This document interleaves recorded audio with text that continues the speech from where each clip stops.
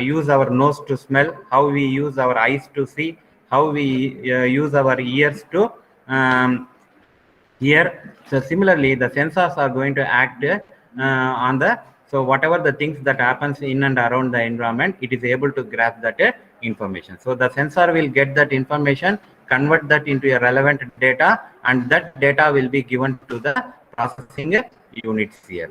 So knowing about the sensor is very important whenever you go for the IoT devices. So most of the projects in UG and PG level which are going to be done is based on this sensors here. So any project if you are going to take, definitely the sensors will come into picture here.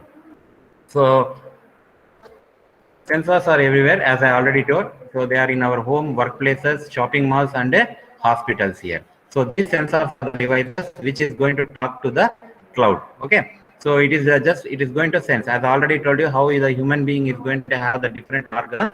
Your sense will also be active. That's the once the data gets to the cloud, the software will process it and decide what to do here. Okay. So we are going to see basically 10 sensors here. I want to give an outline of how these sensors will work, because tomorrow any project if you want to do, you can make use of this sensors. Each sensor you can have a one in your project domain also. So like your alcohol sensors, ultrasonic sensor, IR optical sensor, LDR stands for light dependent resistor sensor, gas sensor, gyros sensor.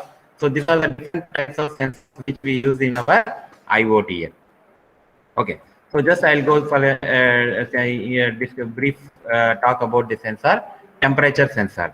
So this is a sensor which tells you the exact temperature of that particular device or the particular environment. So these sensors are mainly used in the industries where the temperature has to be taken into account here. Suppose if the temperature exceeds beyond its limit, immediately the temperature sensor will be giving the data, and based on data we can have a act here.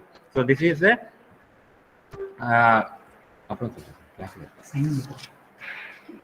so excuse me.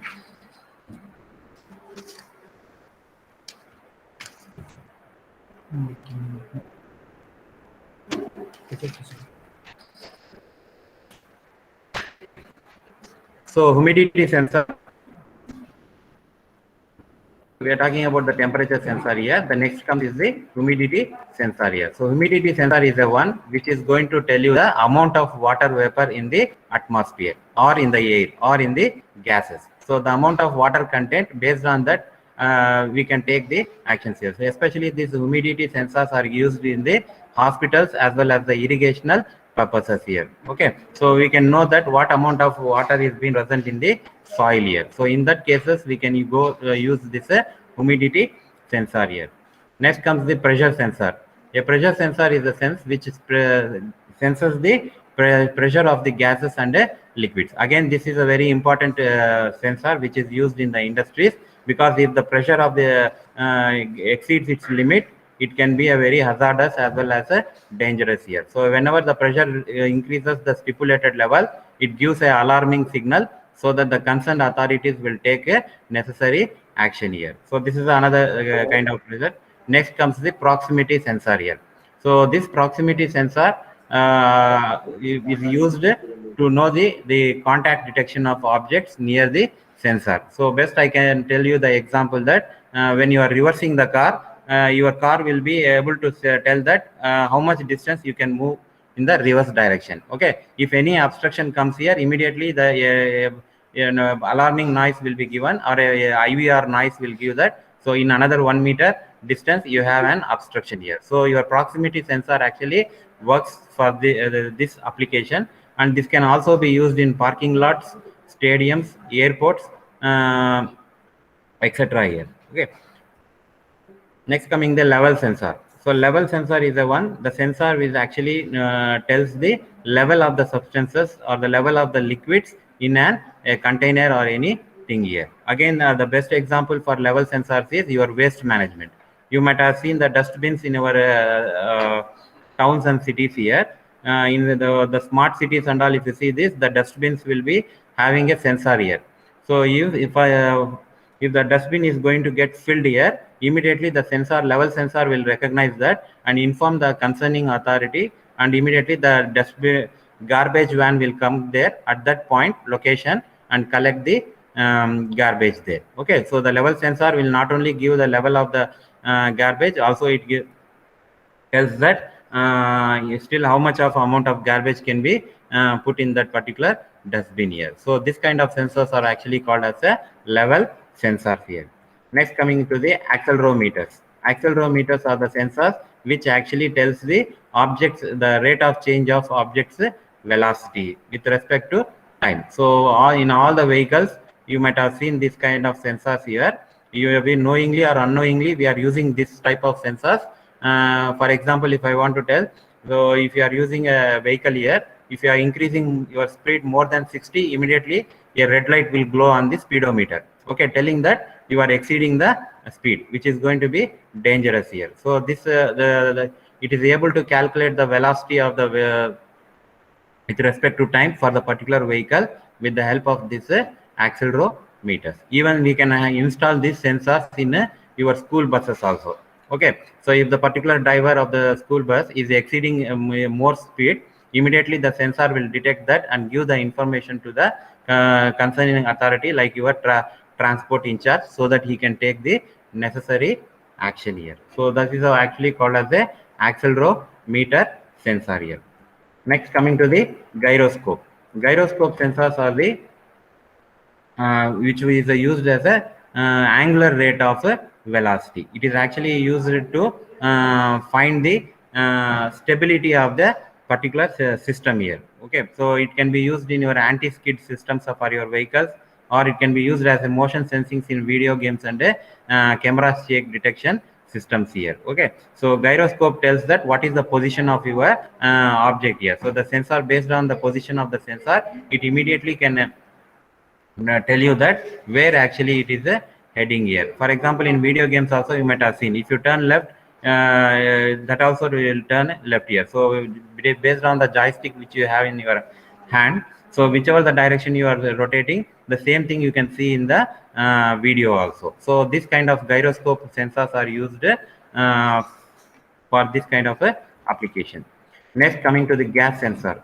So again, this is a very important sensor which is used in mostly in the chemical factories here. So in chemical factories and all, the poisonous gases and all, suppose there is any leakage of gases which is been poisonous, immediately this gas sensor can detect here. So it can detect the presence of toxic hazardous gases in the environment here. So immediately it will detect and send that data to the destination point where the necessary action can be taken here. So this is the another kind of sensor. And infrared sensor, you are aware of this kind of sensors. You might have seen your TV remotes where you are going to have, it's going to produce the infrared rays where we are going to control the channels of the television here. So this kind of sensors are going to emit or receive infrared signals here. From these infrared signals we can control any object here. And finally, optical sensor. So optical sensor is the one which detects the light here. Okay, just now I told you. So just now I told you an example. Once the sun rises, automatically your windows will be opened here. So we are going to have optical sensors there which detects light. Once the light is being detected, it will send a signal to make that window open here. Even these are used, optical sensors are used in our mobile phones also. You might have observed, whenever you are talking, keeping your phone close to your ears, the screen display will be in off state. Okay, when you are removing from your ears, immediately light will be detected and the screen will be on here. Okay, is it, have you observed or not? So based on this, what is actually we are able to save the power here. So that is the type of optical sensor which we use in our smartphones also. So this is about the sensors.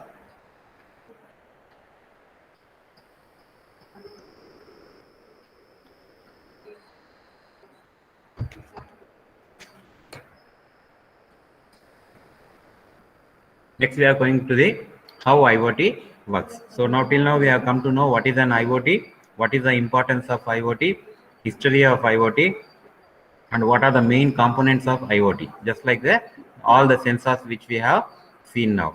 Now, how this IoT works here? So, a IoT works based on the machine to machine communication. So, every device is going to have some unique identifier, and this machine will be sending information to the other devices, and the other devices is able to recognize that information with the help of the unique identifier. So any task or any application I tell, it mainly depends upon the four things here. The four things are: one is collecting the data, second one is communicating, third one is doing analysis, and fourth is acting on that data here. Got it? So how IoT works means, whatever may be the application, the main thing is you have to see that it is going to have four things here: collecting, communicating, analyzing, and acting. So this is the Internet of Things life cycle. We can see the four things which I have told now: collecting, communicating, analyzing, and acting. So what do you mean by collecting now? So a collecting is nothing but from the devices. So as already told you, we are going to have devices and sensors which are going to collect the data here. So we have seen the number of sensors just now, how the sensors are going to sense the environment, and how it is going to convert it into data. So sensors will be converting the thing into data. For example, if you have a temperature sensor, it will take the temperature in that surrounding area and it will convert that into a relevant data, so which will be useful for the further processing. So this collection of data happens at your home, in your car, at the office, in every manufacturing plant here. Okay, so whenever you are going for the IoT, the first thing that you have to do is you should have these devices, IoT enabled devices, as well as IoT enabled sensors for collecting the data. Once the data has been collected here, you have to communicate here.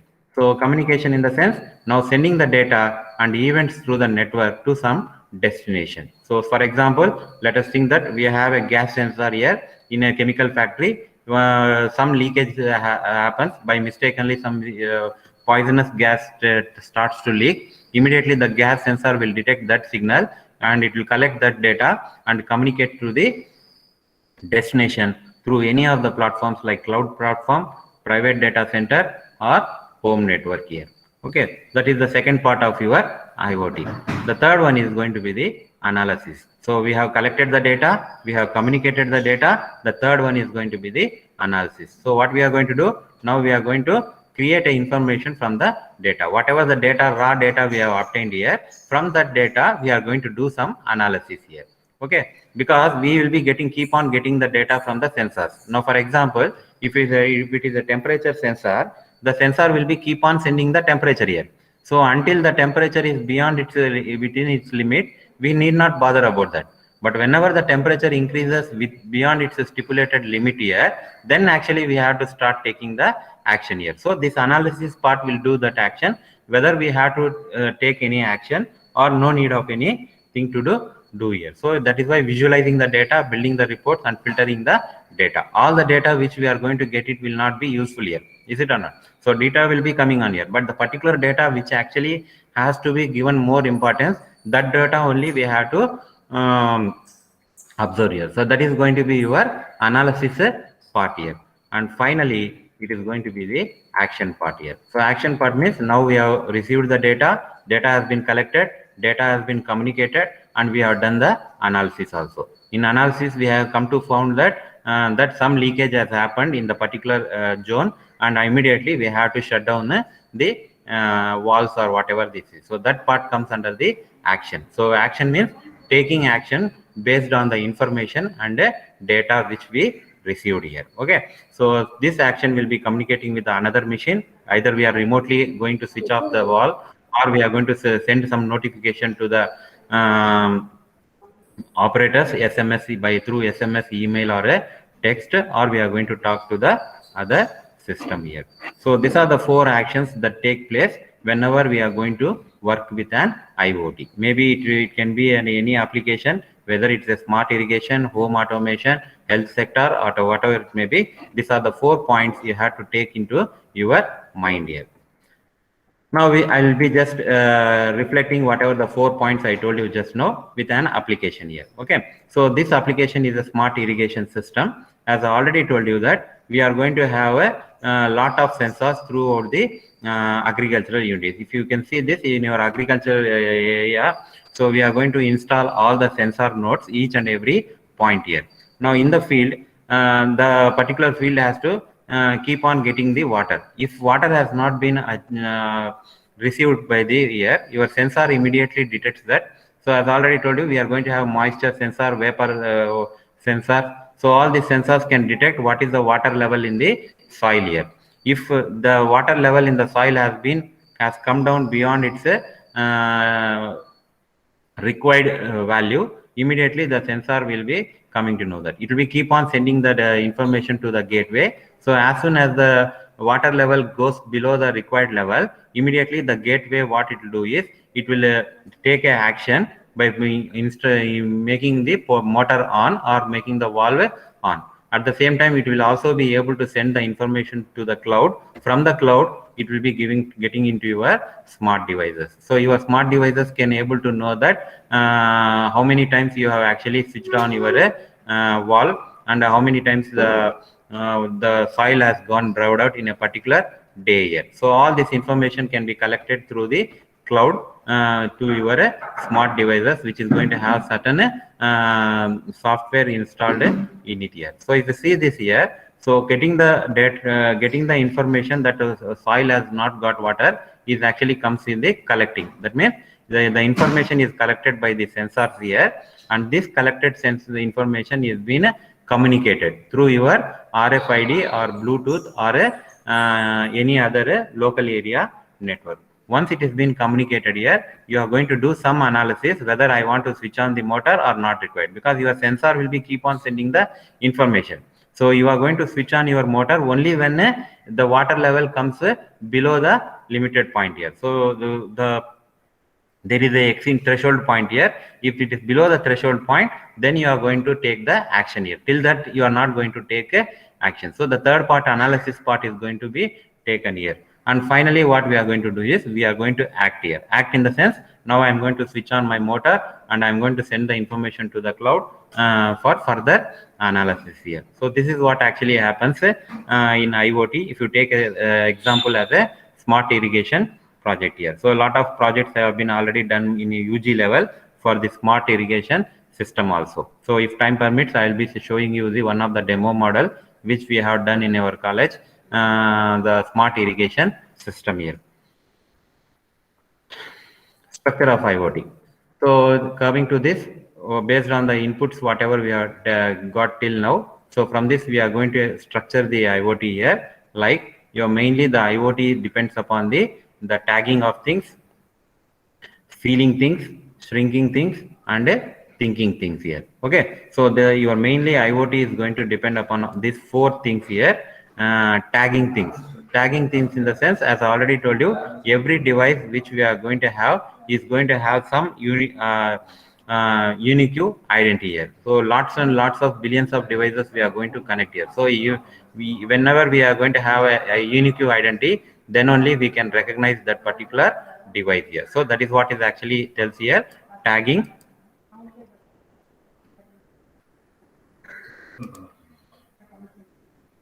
Tagging things. Next, coming to the feeling things. So what do you mean by feeling? So we are going to sense our environment here. So your sensors will do that task because it can feel the temperature in your surrounding. It will feel the moisture in your surrounding, humidity,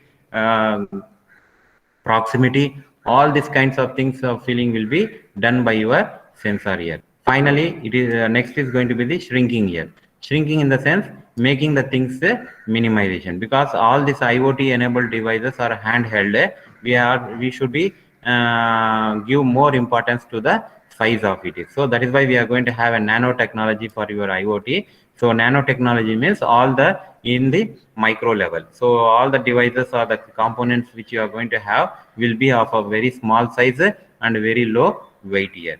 And finally, intelligence. So thinking things means giving intelligence to your device. So IoT on the outer shell, if you see this, how we are going to give a identifier, unique identity, how we are going to give the sensing feeling through sensors, how we are going to reduce the weight or thing by shrinking, and finally we are going to give the intelligence here. So this is going to be the structure of your IoT. Any product that you are going to develop in the IoT, you have to take care of this four kind of things here.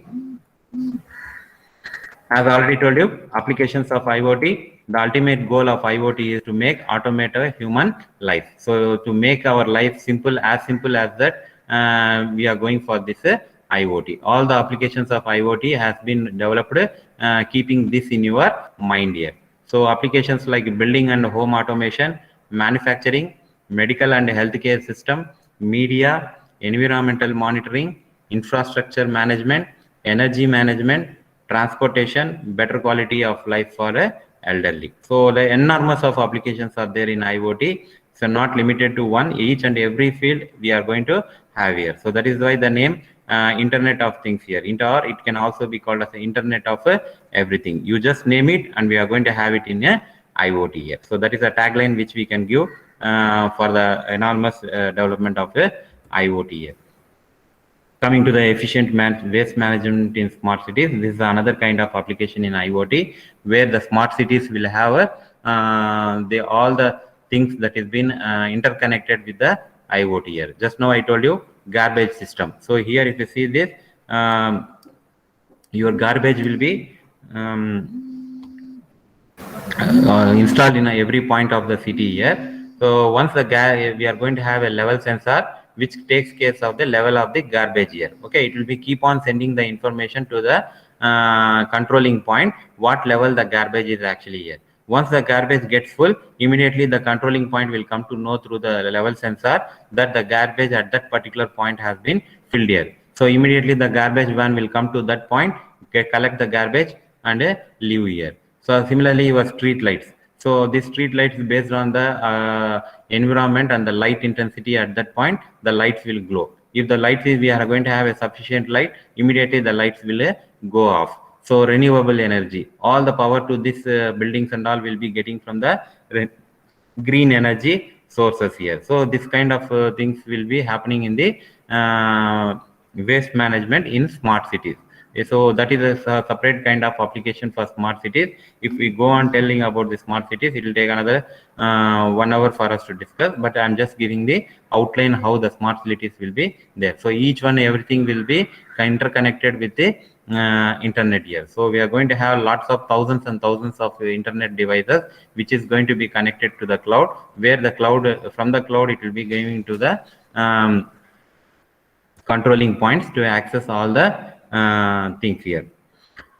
Next, IoT application in shopping. So whenever we go to the shopping, if you see this, so a lot of things that happen which is in our background. For example, if you see this, when entering the doors, the scanners will identify the tags on the clothing. When you are going to shop in the market, the goods will introduce themselves. So you need not bother about what kind of actually the goods you are going to deal here. The particular good, it will be telling that what actually it is for, what are the ingredients of that particular product. All these things, the information you will be getting in your smartphones immediately when you are going to nearer to that goods here. That means again we are going to have certain devices which is been tagged here with a unique identifier which can communicate with your smartphones here.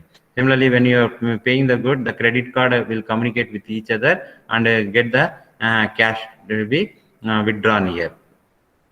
And once the goods are removed here, it immediately tells the retailer that the goods in the particular area has not there. You have to fill it or top it up there here. So this things will happen in the e-shopping, what we call it as IoT application scenario shopping here.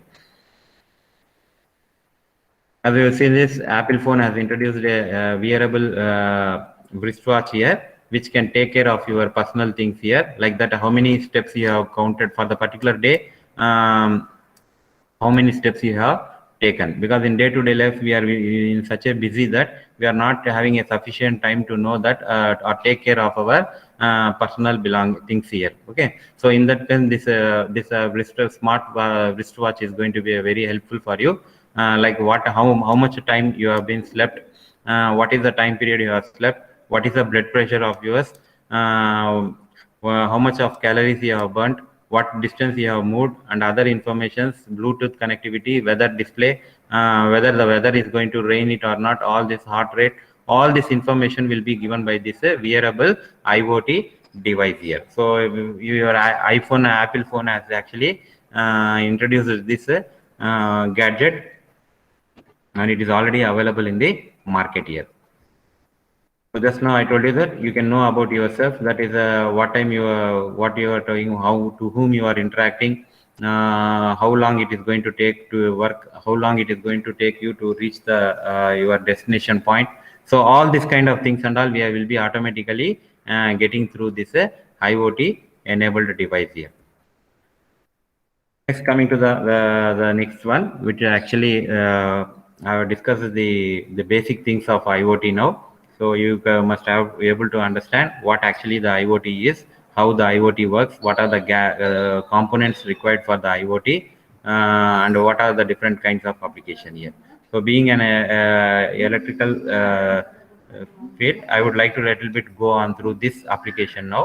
Even there are enormous of application in the IoT. I just want to go through this grid technology, what actually called as IoT application in smart grid technology.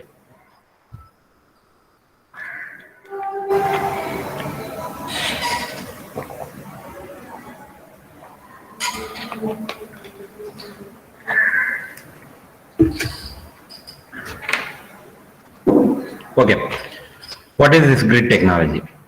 So we are having a lot of developments that is taking place in this smart grid technology, especially in the developing countries here. So what do you mean by a smart grid technology? So for any country, developing country, the economy, national safety and healthcare are tremendous dependent on the faithful supply of the power here. Is it or not? So if you see, just if you want to give an example, the city like Bombay, if we are going to have a shutdown of power for 3 hours, it will be indirectly having an impact on the GDP here. So see, that is the relevance of a power supply.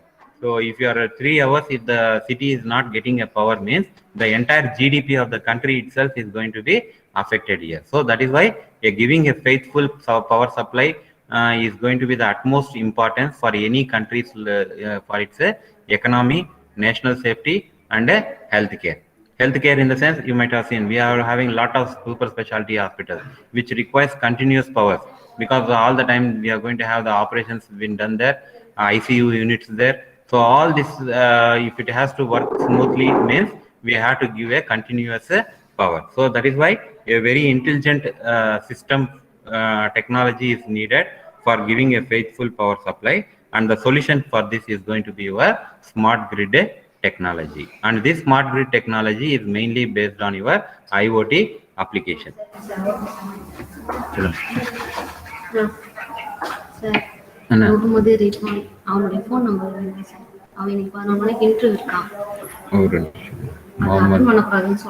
Database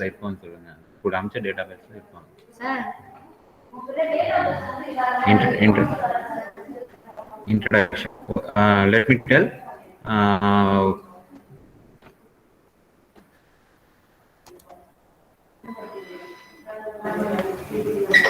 Just excuse me a minute. Database class 11:30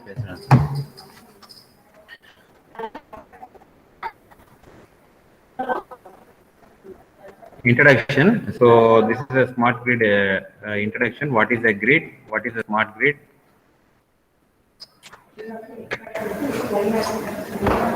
Okay, sorry for the interruption. Now let me continue.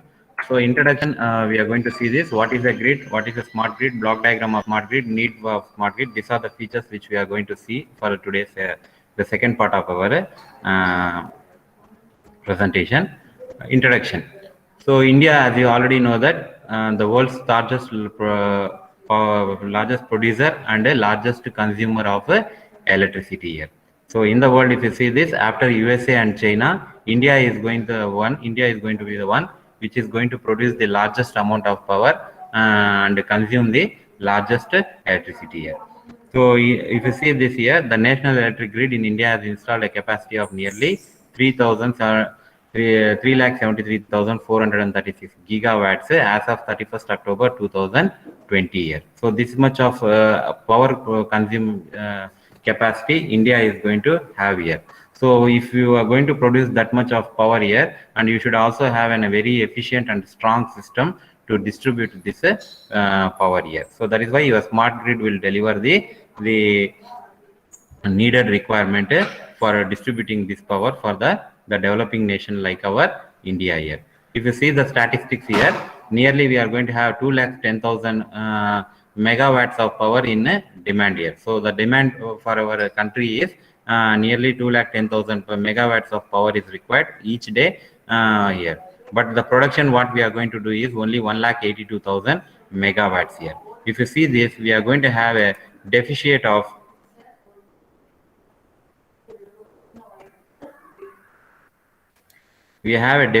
nearly 10.2% of power here. So how we are able to cope this 10.2% of deficit means with the very intelligent smart grid system here. So we'll go with the thing here. So first of all, before going to know what is a smart grid, we will come to know that what is a electric grid here. So electric grid is a network of transmission lines, substations, transformers, and more that deliver electricity for the power plant to the consumer here. Okay, so an electric grid is nothing but whenever we are going to develop the power right from the electricity generated to the distribution point here. So that is how your grid is going to work here. So in between, we are going to see, if you see this, the power is being generated here, that will be sent to the HT lines.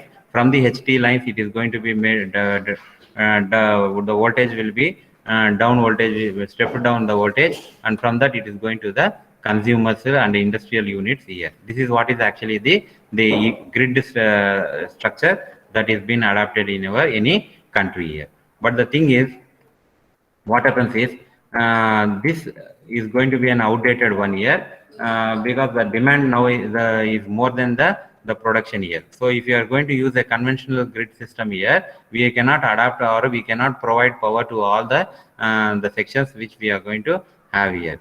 So a modernized grid that enables bidirectional flow of energy and uses the two-way of communication and control capabilities that will lead to an array of new functionalities and applications here.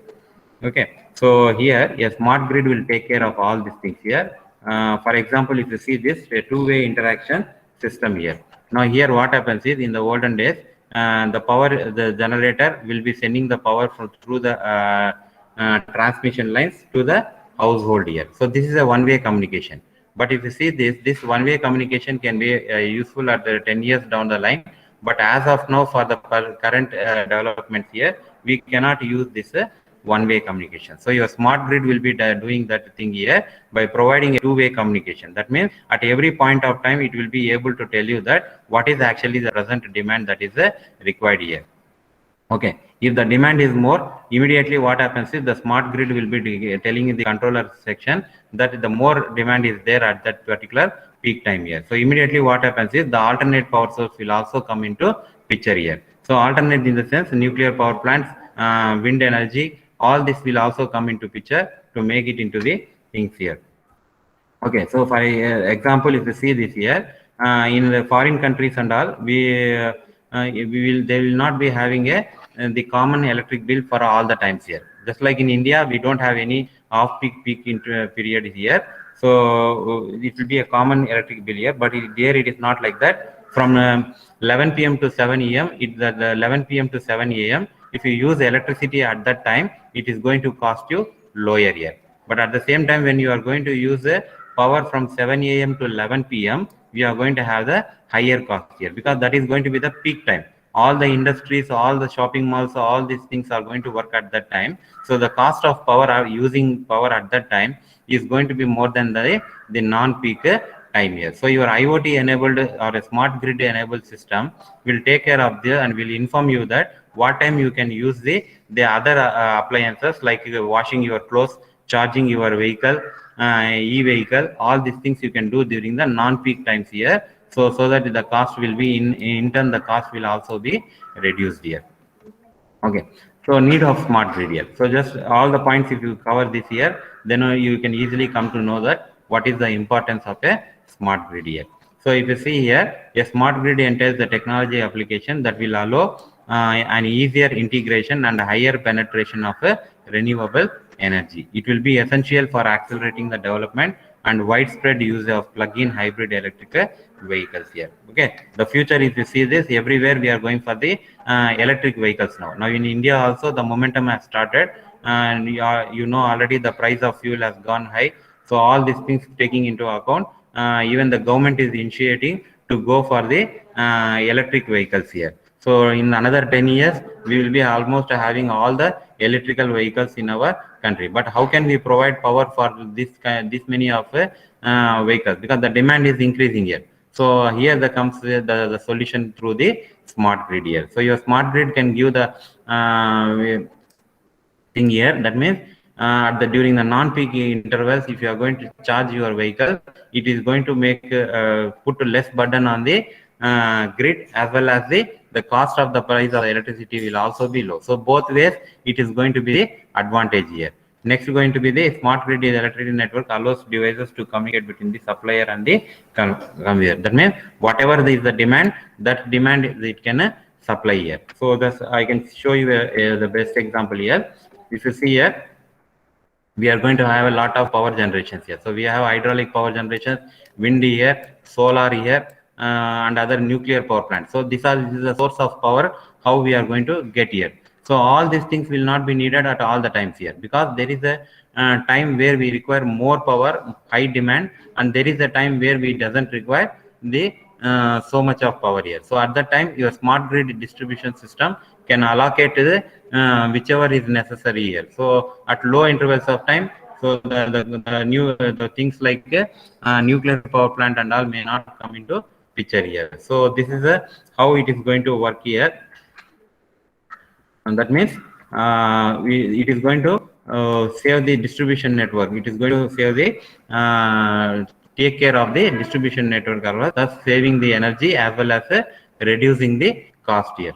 Increase the use of digital information to improve reliability, security, and efficiency of the electric grid here.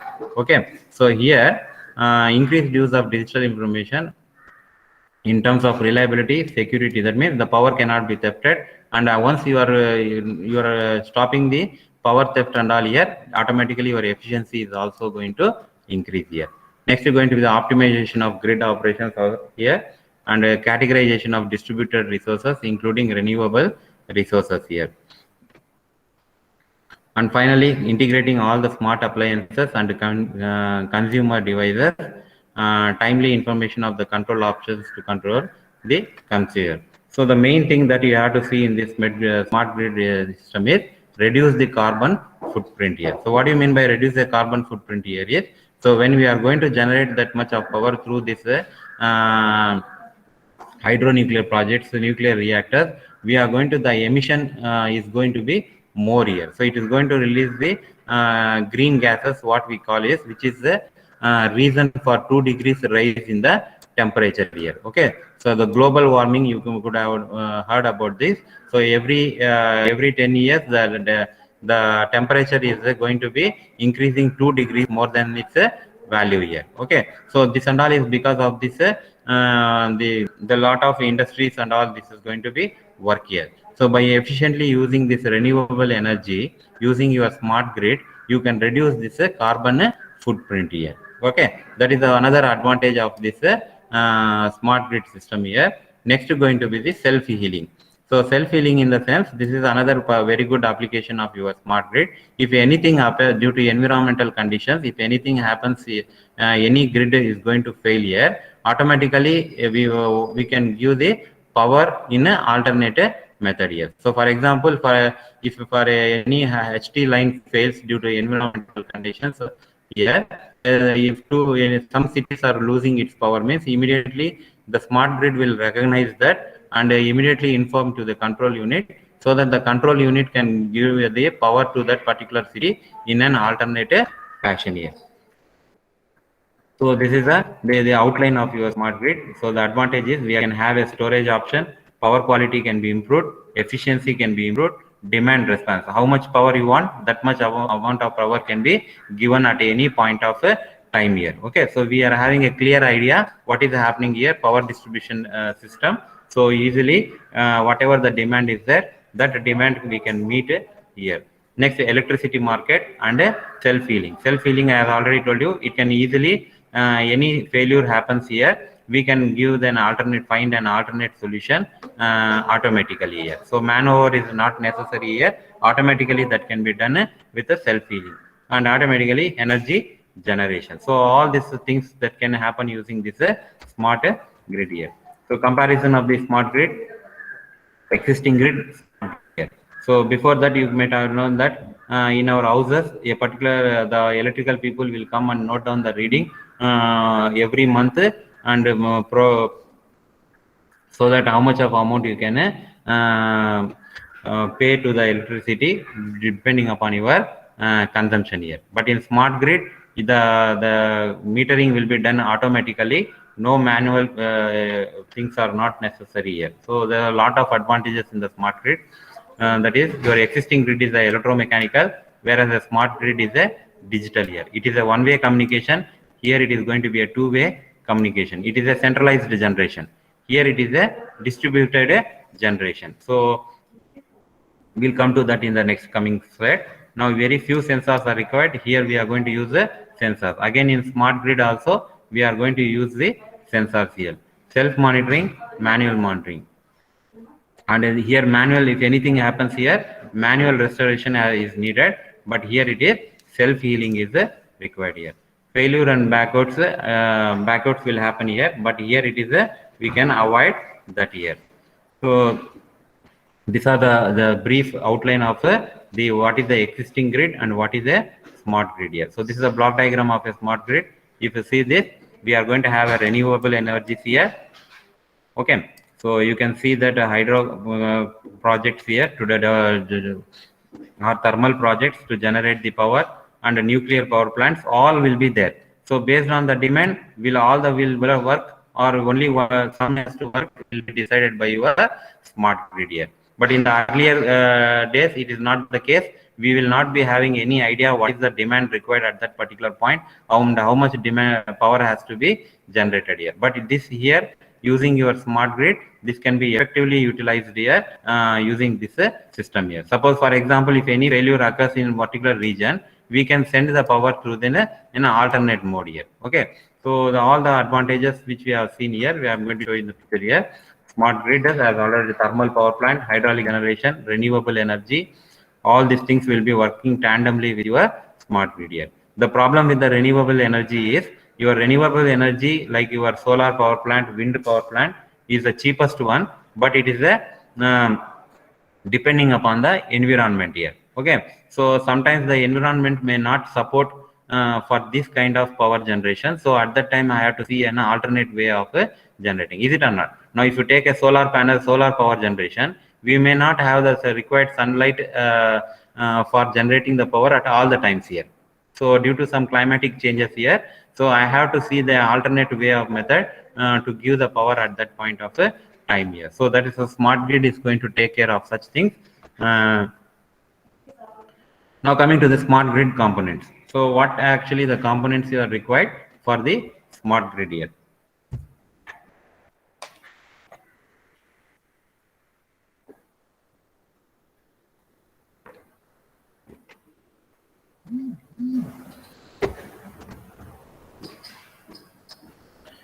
Smart grid components: smart meter, phasor measurement, information transfer, and distributed generation. So these are the components required for a smart grid here. The first one is going to be the smart meter. What do you mean by a smart meter? What we have seen is the conventional meters in our household. A conventional meter works based on your electromechanical mechanism. So it gives the reading, and for noting down that reading, the particular person from the electrical board will come and note down the reading here. But your smart meters are one which recognizes and details the electrical consumption here. So it automatically able to know the details of consumption here, and it will be sent to your smartphones each day also. If you can know even each day what is the consumption you have, done here. Similarly, relays information to central monitoring stations. So that is why I told you two-way communication. So earlier we used to have only one-way communication. Here it is a two-way communication. That means your meter, smart meter, is able to give the information back to the monitoring station here. Okay, so that they can know that what consumptions are going to take place on that particular household here. Next, coming power outage notification and power quality monitoring. Suppose if any shutdown happens here due to any problem, immediately that will be notified to the electrical substations here, so that the people will come to know that some problem has occurred in this year. Again, in conventional, using conventional meters, you don't have this provision, time of the day charges. So that is what, again, an important at that particular time of day, what is going to be the charge, that also we can know using your smart meters here. So if you see this, this is a one photo which I can show you that there how a smart meters will work. So how much of power you have consumed on that particular day, that will be displayed here, and the same information can be also conveyed to your smartphones here. And even you can pay the bill automatically through your through the readings obtained from your smart meters here. You need not go to the conventional centers there to pay the bill there here. So apart from that, we are going to have a lot of advantages, like what are the appliance conditions of your appliances, updated your power account management. So how much of power you are paying every month, all these things, statistics and all, you will be getting it through the app. We are going to have a power management app in your smartphone, which will be interconnected with the smart meters here. So both will be working tandemly, and you can know all the things that is going to be happening related to your power consumption with your handheld device here. That is actually about the smart meter. Next comes the phasor measurement. So this is another important component of your smart grid. A phasor measurement is a one which actually is used for phasor measurement unit is called as a PMU also. That means phasor measurement unit is a key tool for electric system to improve operators visibility. That is what is happening throughout the vast grid here. That means the data collected tells the system what is the voltage, current and frequency at that point here. Okay, so in the grid suddenly the demand may increase or the demand may decrease here. So all these things we can have a measurement through the phasor measurement here. So phasor measurement is a device which is used to find out, that is, what is happening in the grid at that particular grid, what is the voltage, what is its frequency, and what is the current consumption is there. All these are the data which we are going to obtain using this phasor measurement. If you see this phasor measurements will be installed on the grid lines here. This will be able to recognize that, give the signals through the destination point here. Okay, so this destination point will be collecting the data from all the things here, and this will analyze that whether the demand has been more or less, and then it will be sending this information to the controlling unit through the cloud here. So as whatever I told you, we are going to make use for sending the signal from the phasor measurement to the hub using a Zigbee or any other wireless mode here. So once you can do this, so collecting the data, then going to communicate, and after communicating you are going to do some analyze and act according to do that here. So this is actually the phasor measurement. The third one is going to be the information transfer. How we are going to transfer information, whether by wide area network or local area network here. So we can use the Wi-Fi, Zigbee for all this kind of things here, for transferring the information from the sensor node to the hub and hub to the cloud here. Okay, so this is the information transfer that we have to take care. The first one is the energy meter, second one is the phasor measurement, and the third one is going to be the information transfer here. And finally, distributed generation here. So we are, the conventional method is central generation. So that means we are going to have the power generation unit here, and that is, we will be sending it to the different units to the central generation here. In distributed generation, we are going to have, along with your main power generation plant, other power plants like a solar power plant, wind energy, micro turbine generator. All this will be distributed efficiently here. Okay, so at a particular point in time, if all has to work at the same time, or it only few has to work at the same. So all this information we can gather through the smart grid system here. And I've already told you that self-healing. Self-healing means, so around the clock they will be keep on watching that what is happening in all the grids here. If a particular grid is getting failed, immediately the controller will do the alternate way of sending the power distribution through the alternate way here. Okay, so for this all the way 24/7, the people will be keep on monitoring the systems here to see that an effective distribution of power is going to take place throughout the country in all the times here. So that is what is called as a self-healing. So which can heal the if any shutdown or anything happens due to climatic conditions, they need not wait to rectify the till then. So they will be sending the power in a alternate way here. Futures of the smart grid. So it is going to be reliable, flexible, efficient, load adjustment, load balancing, leveling and time use pricing, sustainability, demand response support, platform for advanced services. So all these points we have discussed in just now, how we are going to make reliable, how we are going to be flexible, how the efficiency can be increased, how the load can be balanced during peak hours. All these are the points which is the features of your smart grid here. Now coming to the advantages, where we can reduce the electricity theft, because we will be coming to know each and everything what is happening in all the places through your smart grid or smart meters here. Reduce electricity losses, reduce electricity cost, meter reading cost, operation, maintenance, etc. Because everything is done automatically here, so no need of manual interference here. So in turn reducing its cost and operations here. Next, equipment failures will be automatically can be detected, and this can be rectified with a self-healing here. Again, the demand response reduces the stress and assets of a smart grid system.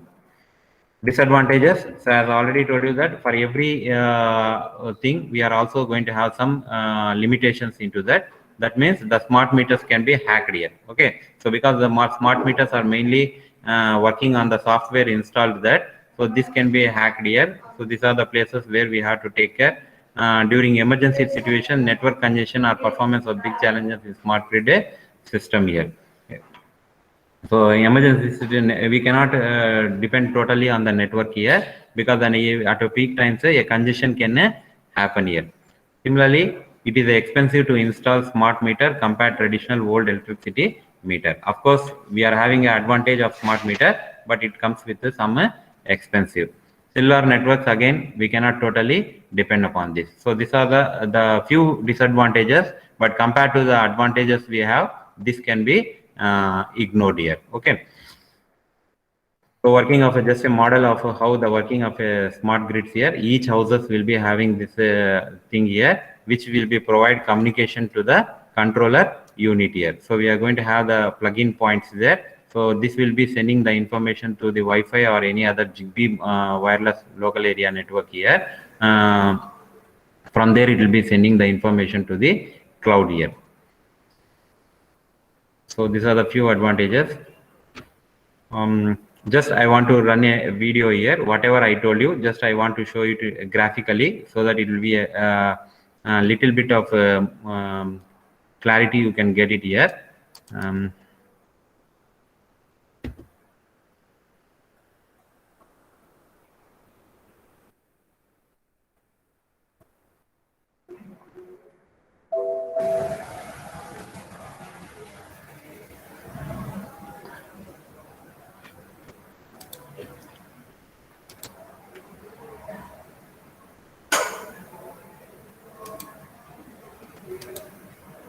Okay, so just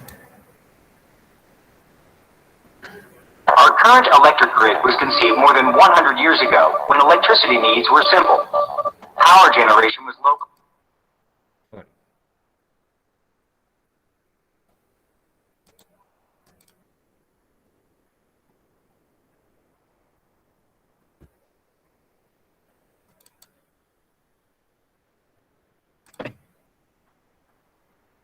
Our current electric grid was conceived more than 100 years ago, when electricity needs were simple. Power generation was localized surrounding communities. Homes had only small energy demands, such as a few light bulbs and a radio. The grid was designed for utilities to deliver electricity to consumers' homes and then bill them once a month. This was one-way interaction to respond to the ever-changing and rising energy demands of the 21st century. The smart grid introduces a two-way dialogue where electricity and information can be exchanged between the utility and its customers. It's a developing network of communications, controls, computers, automation, and new technologies and tools working together to make the grid more efficient, more reliable, more secure, and greener.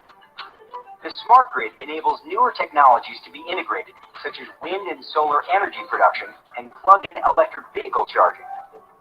With our participation as informed consumers, the smart grid will replace the aging infrastructure of today's grid, and utilities can better communicate them to help manage our electricity needs. The smart home communicates with the grid and enables consumers to manage their electricity usage. By measuring a home's electricity consumption more frequently through a smart meter, utilities can provide their customer with much better information to manage their electricity bills. Inside the smart home, a home area network, or HON, connects smart appliances, thermostats, and other electric devices to an energy management system. Smart appliances and devices will adjust their run schedule to reduce electricity demand on the grid at critical times and lower consumers' energy bills. These smart devices can be controlled and scheduled over the web or even a TV. Renewable resources, such as wind and solar, are a sustainable and growing source for electric power. However, renewable power sources are very expensive and add complexity to more operations. The smart grid provides the data and information needed to install and put energy onto the grid and optimize its use. To keep up with constantly changing energy demands, utilities must turn power on and off depending on the amount of power needed to time of day. The cost of power day it is used. Electric is costly to deliver many times because additional and less efficient must be run to meet the high demand. The smart grid enables utilities to manage and moderate electricity usage with the cooperation of their customers, especially peak demand times. As a result, utilities will be able to reduce their operating costs. By deferring electricity away from people having appliances and devices run at other times, electricity production is more evenly distributed throughout the day. The power needed right now is generally less than a second ago, many miles away.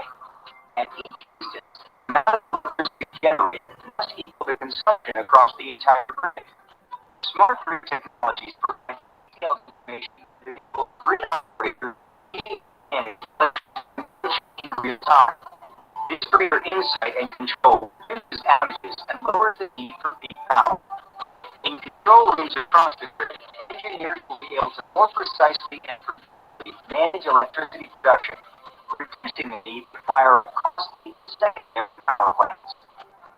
The distribution system routes power from the utility to residential and commercial customers through power lines, switches, and transformers.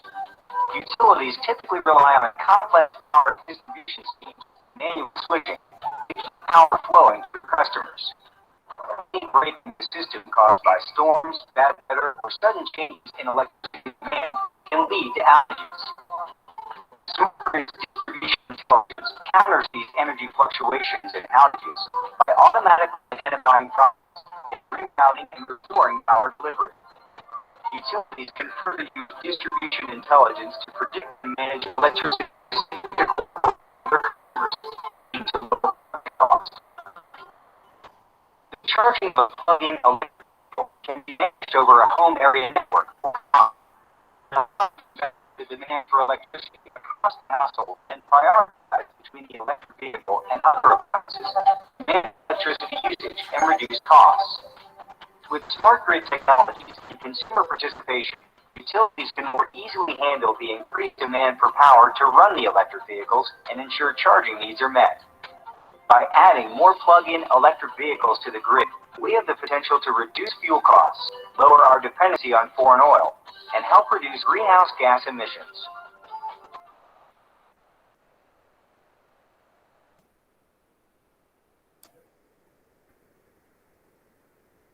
So this is about a 10 minutes video. Whatever I told you, that's the same thing which you have seen here. Because it's if the animation, it will be more easy for you to understand. That's why I have given that 10 minutes of video presentation. Finally, coming to the conclusion, by using a smart grid technology, energy can be utilized maximum and would not be wasted. Okay, so why we are going for smart grid? To make the energy, utilize it to the maximum without wasting any power here. If,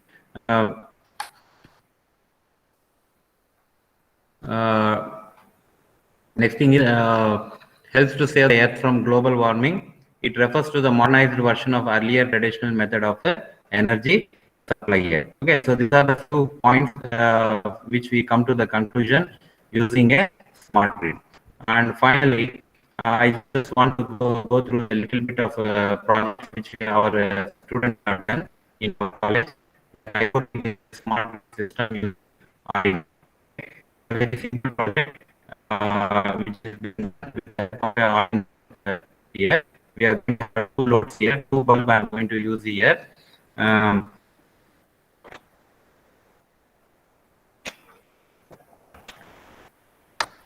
So 2 bulbs are going to be used here with the help of a relay board, and we are going to have an Arduino, and sometimes we can go for a microcontroller also. So we can go for a Arduino unit or a microcontroller, any microcontroller unit.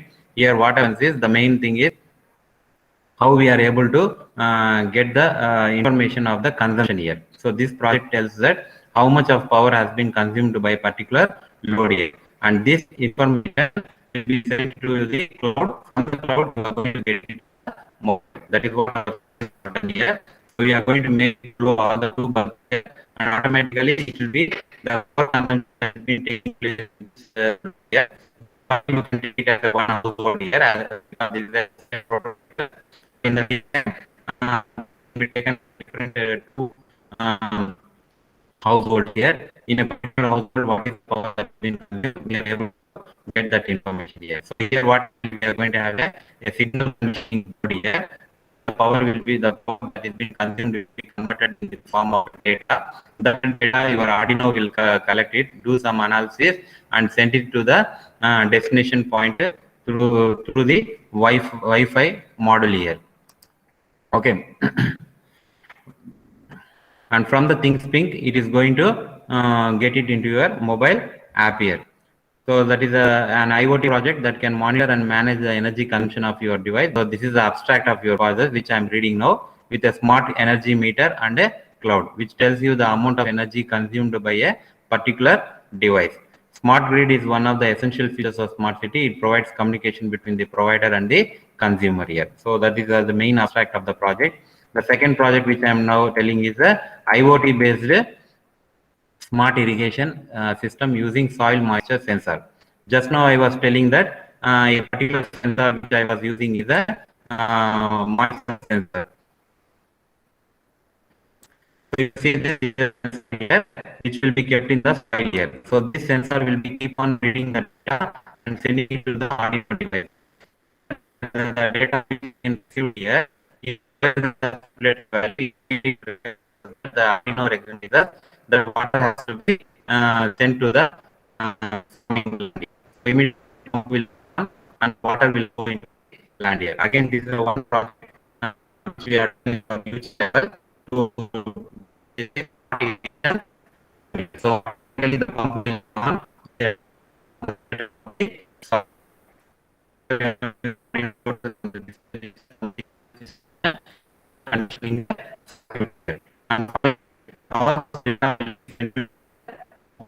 through the so the user can know that how many times the water pump has been switched on in a particular day here.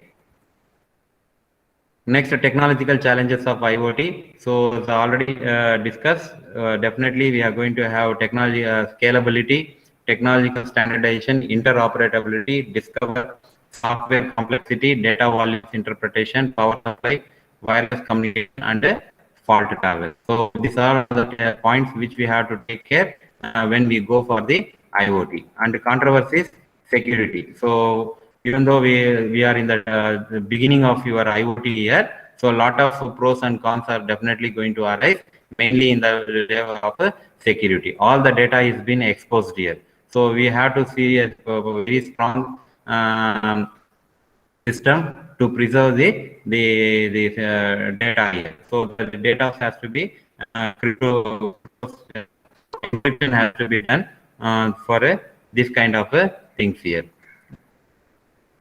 And finally, the still we are on the tip of an iceberg here. Okay, so still lot of things that is which has to develop, which we are not seeing. So IoT is in the still the developing stage here, and it is up to us to make that share the knowledge among the students and bring it to its future use here. So I think I have completed my presentation. If have any queries or any suggestion, feedback, you can ask.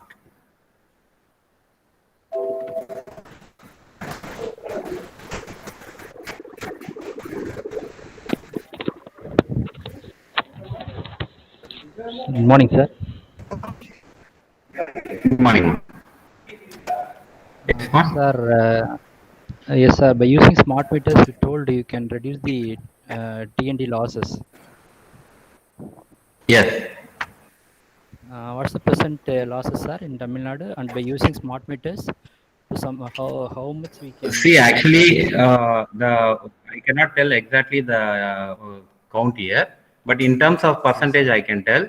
So nearly 20% of the power that has been generated is being gone getting wasted here. Okay, so like illegal taking connections or tampering the meters or going to the other things here. So we are approximately 20% of the power that is being generated is not actually coming into the count here. So even if this 20% is being saved here, definitely I think that we got almost success here. Okay, sir. Thank you. Did you get that?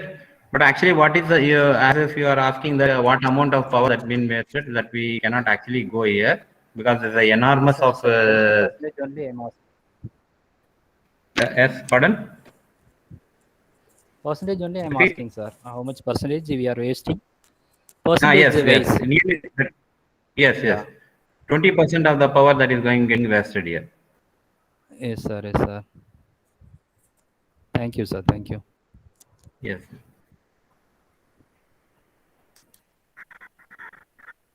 Anybody else? Any doubts we can ask? Because IoT is actually still in a budding stage only. So in India, if you take here, in foreign countries, I don't know what is the stage here, but in India, still it is in a very, very budding stage. So now it is as people started recognizing its importance and starting to go to towards that. That is why I told you that Indian government has sanctioned nearly 19 billion dollars for its development, and it is even going further here. So day by day, the number of devices that is also been connected is also increased here. By 2025, nearly 80 billion devices we can expect that is been keeping all the surroundings which we are moving here.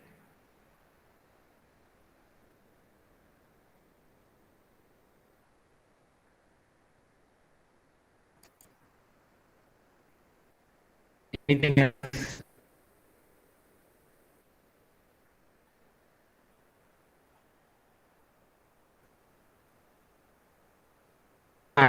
Certain materials also.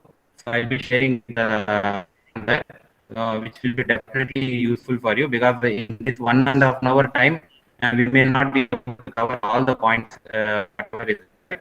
So I can help you in relevant materials we have. You go on that, you can have further information about the IoTs, and especially the projects which we can do using IoT. So that is the one thing which you can take care of.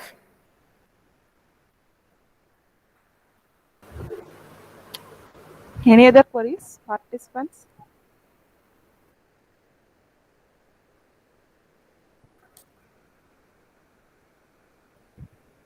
Thank you so much, sir, for sharing your valuable ideas about smart grid systems. Really, you explained very well. Once again, thank you very much, sir, for giving your valuable timing with us. It will be very useful for us in future. Thank you so much, sir. Dear participants, the feedback link will be sent in the chat box and also in WhatsApp group.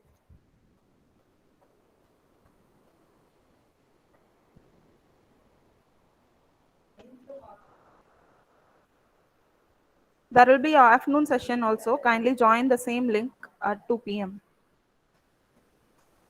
Kindly fill the feedback form.